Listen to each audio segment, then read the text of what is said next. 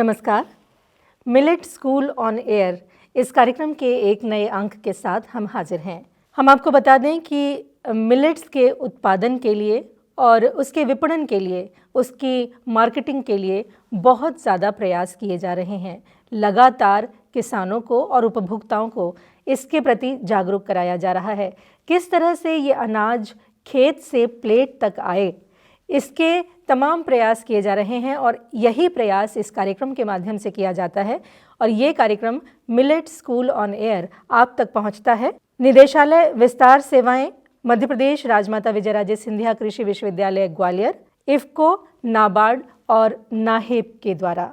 तो हम आपको बता दें कि आज के इस कार्यक्रम का विषय है बच्चों के शारीरिक और मानसिक विकास के लिए मोटा अनाज। इस विषय पर जानकारी देने के लिए हमारे साथ हैं डॉक्टर मीनाक्षी वी तिवारी। आप वैज्ञानिक हैं गृह विज्ञान की, कृषि विज्ञान केंद्र डेडियापाड़ा, नवसारी कृषि विश्वविद्यालय गुजरात में। तो मीनाक्षी जी, सबसे पहले तो आपका स्वागत करते हैं। नमस्कार जी। नमस्कार मीनाक्षी जी, बच्चों के शारीरिक और मानसिक विकास की जहाँ तक बात आ रही है तो हम सब जानते हैं कि बच्चे जो हैं वो राष्ट्र का भविष्य होते हैं और ठीक इसी तरह इस मोटे अनाज को भी भविष्य का अनाज माना जा रहा है, भविष्य का भोजन माना जा रहा है। तो सबसे पहले तो हमें ये बताएं कि किस तरह से इस मोटे अनाज को भविष्य का भोजन कहा जा रहा है। जी बिल्कुल। अभी जो मोटा अनाज है हमारा, ये हमारे जो भविष्य के अनाज के लिए जब बात करते हैं तो चूँकि हमारे जो बच्चे हैं वो भी भविष्य के लिए आज माना जा रहा है कि भविष्य की धरोहर है वो। जी बिल्कुल। तो जब वो भविष्य की धरोहर को हमको संवारना है, उनको संवारने के लिए हम कैसे और किस तरीके से आगे बढ़ सकते, तो सबसे पहला प्रश्न आता है उनके स्वास्थ्य को लेकर के।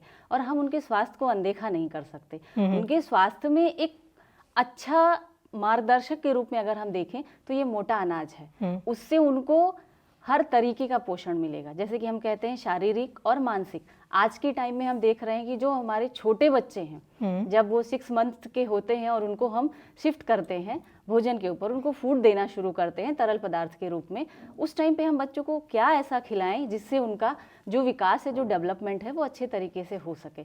तो उसमें हमारा ये मोटा अनाज एक बहुत ही अच्छा रोल प्ले कर रहा है कि जिससे उनको शारीरिक और मानसिक विकास पूरी तरीके से मिल सके और उनको भरपूर पोषण मिले। सबसे बड़ी समस्या है कि आज के टाइम में जो हम खा रहे हैं वो पेट भरने के लिए खा रहे हैं। तो जब पेट भरने की बात हो रही है, पेट भरने से हमको मतलब नहीं, हमें ऐसी चीज़ों की ज़रूरत है जिससे हमको पर्याप्त पोषण मिले। पर्याप्त पोषण मिलने के लिए हमारे ये जो अनाज है, ये अनाज ऐसे हैं कि जिसमें आपको कैल्शियम भी मिलेगा, फाइबर भी मिलेगा, प्रोटीन भी मिलेगा, जो बच्चों के विकास के लिए खूब ज़रूरी है। उनके हड्डियों का विकास होगा, उससे हड्डियां मजबूत होंगी। उनके जो दांत हैं, क्योंकि उस टाइम पे टीथिंग की प्रॉब्लम बच्चों को शुरू हो जाती है, तो वो दांत भी मजबूत होंगे। तो इनको धीरे धीरे हम अपने अनाज में शामिल करना है और बच्चों को तरल पदार्थ के रूप में, जैसे हम दलिया बना करके देते हैं बच्चों को, और जैसे खीर बनाते हैं, हमारा जो सावा है वो बहुत अच्छा है कि हम उसकी खीर बनाएं और बच्चों को उसकी खीर बना करके खिलाएं। ठीक है। इसी तरीके से हमारा एक अनाज जो बहुत प्रचलित है, जिसको हम कहते हैं कि दूध छुड़ाने का आहार के नाम से भी उसको जानते हैं, कि जिन माताओं को पर्याप्त दूध नहीं होता है और बच्चों को फिर उनको शिफ्ट करना ही पड़ता है तरल पदार्थ के रूप में, तो उसके लिए बहुत ही अच्छा हमारे पास अनाज है जो कि है रागी। रागी में हम जब देखते हैं एक छोटे बच्चों के लिए 0 से 6 मंथ के लिए अगर हम कैल्शियम की रिक्वायरमेंट पर डे के हिसाब से देखें तो 200 मिलीग्राम है। और रागी में अगर आप देखिए 100 ग्राम जो रागी है उसमें 344 मिलीग्राम कैल्शियम मिलता है।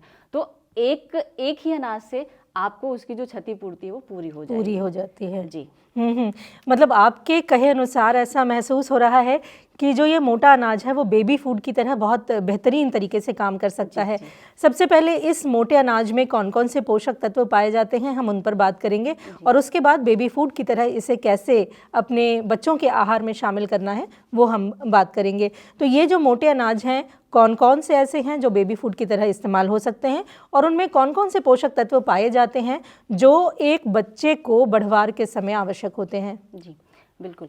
देखिए, जो कौन कौन से अनाज शामिल कर सकते हैं, तो मैं किसी भी अनाज को ना नहीं कहूँगी, सभी शामिल कर सकते हैं। पर इसमें क्या है कि कुछ ऐसे अनाज हैं जो हम जानते हैं कि उनका प्रोसेसिंग थोड़ा टफ है। तो जो टफ है, इसीलिए ये अनाज ऐसा भी कह सकते हैं कि ये भूला हुआ अनाज हो गया था, लोग इसको भूल रहे थे क्योंकि आज के टाइम में किसी के पास समय नहीं है, ना ही कोई इतनी मेहनत करना चाहता है, रेडी टू ईट चाहिए सबको। तो जो प्रीमिक्स के रूप में आपको मिल सकते हैं, रेडी टू ईट मिल सकते हैं, ऐसे प्रोडक्ट का बहुत अच्छा उदाहरण हमारे सामने है जो कि रागी है, सावा है, बाजरा है। ठीक है, जैसे कि हम सभी जानते हैं कि जब हम अनाज के दानों के ऊपर इसका विभाजन करेंगे तो ये दो तरीके के होते हैं। बड़े दाने जो होते हैं वो जो ज्वार और बाजरा के होते हैं, और छोटे दाने के रूप में अगर हम देखें तो हमारा रागी है, सावा है, कुटकी है। ठीक है, तो ये सारे अनाज इसके साथ में आते हैं, इसी से इनको श्री अन्न का भी नाम दिया गया है, क्योंकि श्री अन्न ऐसा है जिससे कि जैसा आप खाओगे अन्न वैसा होगा आपका मन। हम सभी इस लाइन को जानते हैं। और जहाँ तक हम पोषक तत्व की बात करते हैं, क्योंकि हमारा जो शरीर है अगर उसको पर्याप्त पोषण नहीं मिलेगा तो आने वाले समय में हम कोई भी एक काम ढंग से नहीं कर सकते हैं। ठीक है, छोटे बच्चों का एकाग्र शक्ति नहीं बनेगी, उनके शरीर में जो वृद्धि विकास होना चाहिए वो पूरी तरीके से नहीं हो पाता है। तो सबसे ज़्यादा जरूरी है कि शरीर के टूट फूट की मरम्मत करने के लिए जो प्रोटीन है वो बहुत आवश्यक है, और इन अनाजों में जो प्रोटीन पाया जाता है वो अच्छे से शरीर में डाइजेस्ट हो जाता है। तो सबसे पहले नंबर पे आएगा कि हम इसको देखें कि प्रोटीन इसमें मिलता है कि नहीं, तो प्रोटीन की रिक्वायरमेंट भी इसमें पूरी हो जाती है, फुलफिल हो जाती है। फिर आता है कि जो कुछ भी हम खिला रहे हैं बच्चों को, क्योंकि छोटे बच्चों को आप सभी जानते हैं कि जब हम उनको इस पे खाने पे लेकर के आते हैं धीरे धीरे, तो क्या होता है कि उनके पेट में चीज़ें ठीक से डाइजेस्ट नहीं होती, कभी कभी उनको हार्ड स्टूल भी पास होते हैं। तो उस टाइम पे क्या करना होता है कि ऐसे अनाज खिलाया जाए कि उनका पाचन तंत्र बिल्कुल सही तरीके से काम करे। तो इसमें फाइबर भी खूब अच्छा होता है, तो हम इन अनाज को फाइबर के रूप में भी शामिल कर सकते हैं। तीसरे नंबर पे बात आती है कैल्शियम की, जो कि बहुत ज़रूरी है। हम थ्रू आउट हमारे शरीर में उसकी ज़रूरत पड़ती रहती है, छोटे बच्चे से लेकर के कि जब हड्डियों की मजबूती की बात करते हैं, दांतों की मजबूती की बात करते हैं, तो तब उस टाइम पे कैल्शियम बहुत ज़रूरी होता है। अगर वो गर्ल्स हैं तो भी ज़रूरी है, बॉयज़ हैं तो भी ज़रूरी है, तो कैल्शियम का भी एक अच्छा सोर्स है ये। फिर बात आती है आयरन की, क्योंकि ये जो अनीमिया है वो हमारे देश में छोटे बच्चों से लेकर के और बूढ़ी उम्र तक के लोगों में अनीमिया का समस्या देखी जाती है। तो उसके लिए भी बाजरा है, उसमें आयरन रिच है। ठीक है, तो ये सारे अनाज हम अपने इसमें शामिल करें और इन पोषक तत्वों को हम अच्छे से ले सकते हैं। और जितने हम छोटे जो पोषक तत्व होते हैं, जैसे कि मैग्नीशियम है, पोटेशियम है, इन सब का भी एक अच्छा मिश्रण इसमें देखने को मिलता है। तो अगर हम पोषकता की दृष्टि से देखें तो ये अनाज हमारे लिए बहुत ही अच्छा है और इसको हमको अपने आहार में शामिल करना चाहिए, स्पेशली बच्चों के लिए।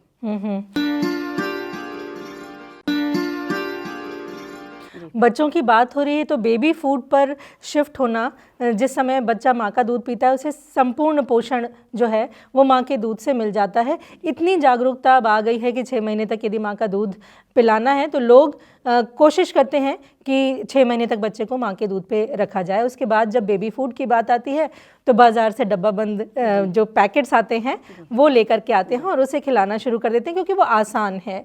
बच्चे के साथ यूँ भी काम बहुत होता है, तो वो जो आसान चीज़ है उस पर शिफ्ट होना ज़्यादा सुविधाजनक लगता है। तो ये जो मोटा अनाज है इनकी प्रोसेसिंग थोड़ी मुश्किल है। आम आदमी भी अपने खाने में जब इस्तेमाल करता है तो थोड़ी मुश्किल उन्हें आती है। ऐसे में बच्चों को, जब जैसे बच्चे को भूख लगी है तुरंत खाना बना के देना है उसे, तो ये प्रोसेसिंग इनकी क्या बहुत मुश्किल है, या किस तरह से बच्चे को खिलाने लायक इसे बनाया जाए, ये बताइएगा। देखिए, कुछ एक अनाज, जैसे अब रागी की मैं बात करूंगी, क्योंकि रागी हम ज़्यादा प्रमोट करते हैं बच्चों के लिए, क्योंकि उसमें कैल्शियम भी है, प्रोटीन भी है, फाइबर भी अच्छी तरीके से है। तो रागी जो है उसका आप आसानी से, उसको आपके पास घर में भी अगर मिक्सचर है तो आप उसका पाउडर तैयार कर सकती हैं आटे के रूप में।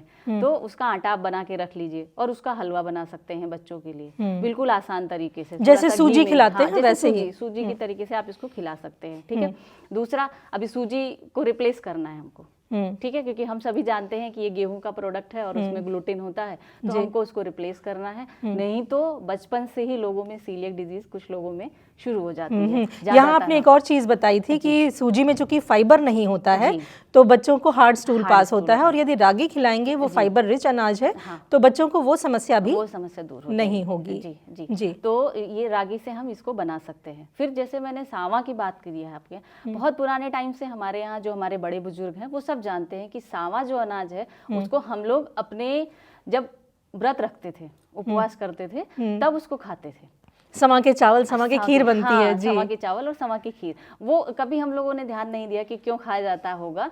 तो देखिए जो हमारे एंसेस्टर है ना, वो बहुत समझदार थे, वैज्ञानिक तरीके से उसका यूज करते थे कि क्योंकि उनको ऐसी समस्या ना हो। जो अभी हमने बताया कि भाई पूरे दिन आप उपवास रहो, फिर कोई सा हार्ड फूड खा लोगे, ठीक है, तो आपको भी कॉन्स्टिपेशन की प्रॉब्लम हो सकती है। तो उस सावा अनाज का आप बच्चों के लिए खीर बना सकते हो, ठीक है। उसका अगर आप जैसे मैंने आपको बताया मिक्सचर में पीस के पाउडर बनाइए, और उस पाउडर को थोड़ा सा पानी में, जैसे 2 चम्मच आपने पाउडर लिया और उसके साथ में 1 कप पानी डाला, और उसको आप मिक्स करिए। और अगर आपके बच्चे को उसमें नमक पसंद है तो नमक डालिए, नहीं तो मीठा, वैसे बच्चे छोटे होते तो मीठा ही खाते हैं, तो आप उसमें 1 चम्मच चीनी डाल के, और उसको 1-1 चम्मच आप इम्यूनिटी बूस्टर के रूप में यूज कर सकते हैं। तो इस तरीके से आप बच्चे को दे सकते हैं। जैसे बाजरा है, उसका आप लड्डू बना सकते हैं, उसके आप बर्फी बना सकते हैं, ठीक है, वो दे सकते हैं बच्चों खाने के लिए। अब आप ये भी सोचे कि छोटा बच्चा है तो लड्डू कैसे खाएगा, बर्फी कैसे खाएगा। तो क्या होता है कि जब बच्चे छोटे होते हैं उस टाइम पे वो बहुत सारी चीज़ों को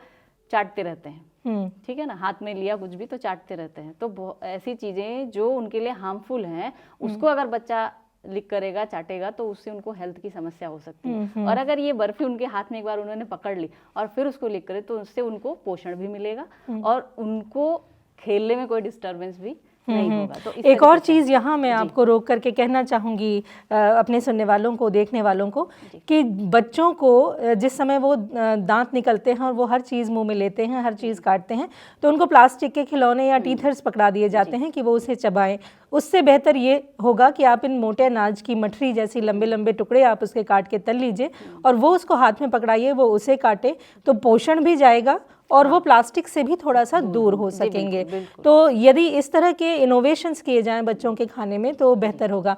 इसके अलावा और किस तरह से दिया जा सकता है ये? देखिए जैसे अभी भी हमारा जो भारत देश है वो पूरी तरीके से कुपोषण से मुक्त नहीं हुआ है जी, ठीक है। और बच्चों के लिए जो प्रोटीन और कार्बोहाइड्रेट, जो विटामिन और इसके फाइबर की हम बात करते हैं, वो पूरी तरीके से उनके फूड में नहीं जा पा रहा है। उसके पीछे का एक कारण मैं आपको बताऊंगी कि जो मदर्स हैं वो आज का टाइम जैसा टेक्नोलॉजी का युग आ गया है, तो मदर्स वर्किंग हो गई हैं, वो पूरा टाइम अपने बच्चे को नहीं दे पा रहे हैं। तो जब आप पूरा टाइम अपने बच्चे को नहीं दे पा रहे हैं, तो ऐसे जो फूड हैं, जब आप टाइम पूरा नहीं दे पा रहे तो लॉजिक है कि भाई आपके बच्चे को पर्याप्त पोषण नहीं मिलेगा।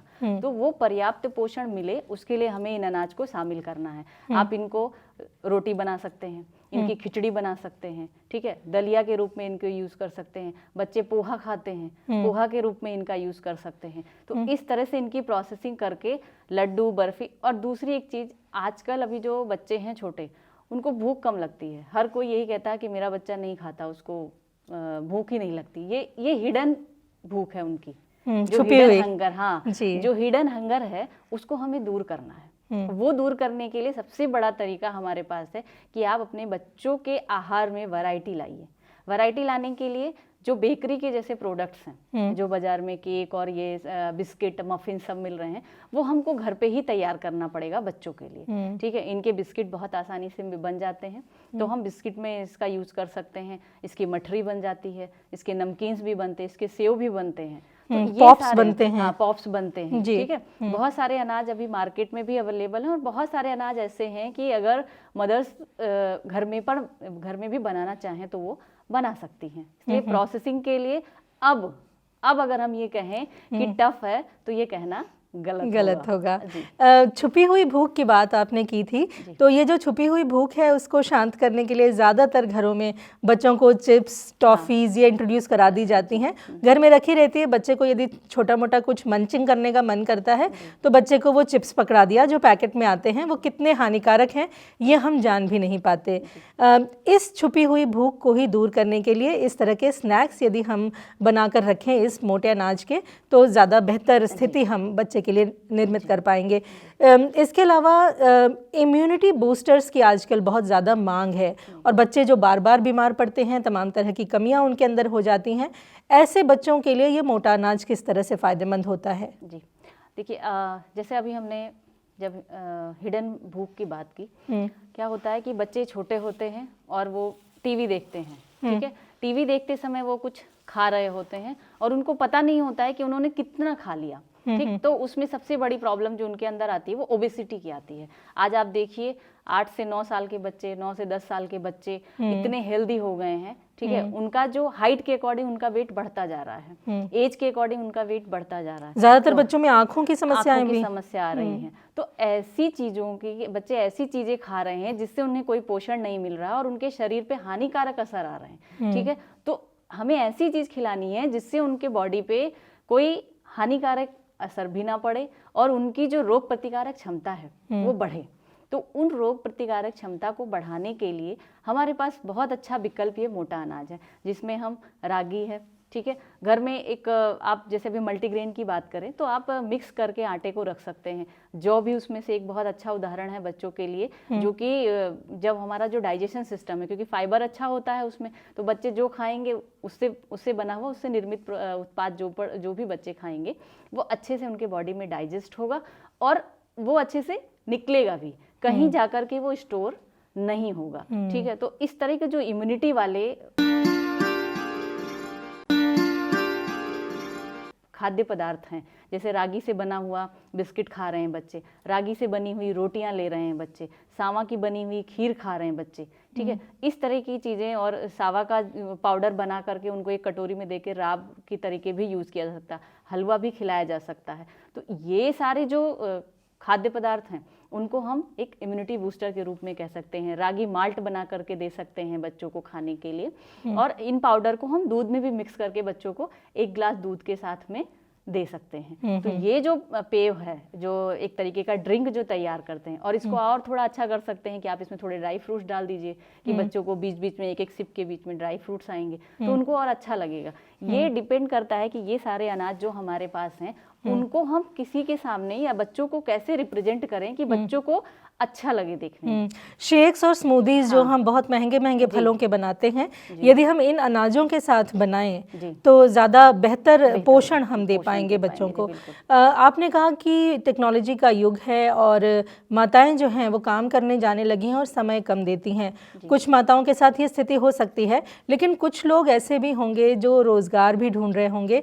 तो क्या रोज़गार के तौर पर बेबी फूड इनसे बन सकता है, और यदि हाँ तो इनकी शेल्फ लाइफ कितनी हो सकती है? किस तरह से इसको अपने रोज़गार की तरह महिलाएं जो हैं वो ले सकती हैं? जी देखिए, बहुत सारी मदर्स ऐसी हैं जो आज भी अपने बच्चे को लेकर के बहुत कॉन्शियस होती हैं, और ऐसे तो सभी मदर कॉन्शियस रहती हैं अपने बच्चों के लिए, कहाँ से खिलाएं, क्या खिलाएं। तो ऐसे के लिए जो महिलाएं घर पे हैं उनके लिए मैं यही कहूँगी कि एक बहुत अच्छी अपॉर्चुनिटी है जो उन्हें ग्रैब करनी चाहिए इस टाइम पे, 2-3 लोगों के साथ में मिल करके, और जो आपके एरिया में हो रहे हैं, मतलब जो आपके एरिया में उग रहे हैं अनाज, उन्हीं अनाजों को हमें फोकस करना चाहिए। देखिए, ये बहुत ज़रूरी है कि आप जिस जगह पे रह रहे हैं वहाँ के क्लाइमेट के हिसाब से आपको जो फूड खाना है वही आपकी बॉडी को सूट करेगा। और जब हम किसी नई चीज़ के लिए शिफ्ट ओवर करते हैं तो हमें उसको पहले थोड़ा थोड़ा खा के देखना चाहिए, जैसे कि हम इनिशियल स्टेज में अपने बच्चों के लिए करते हैं।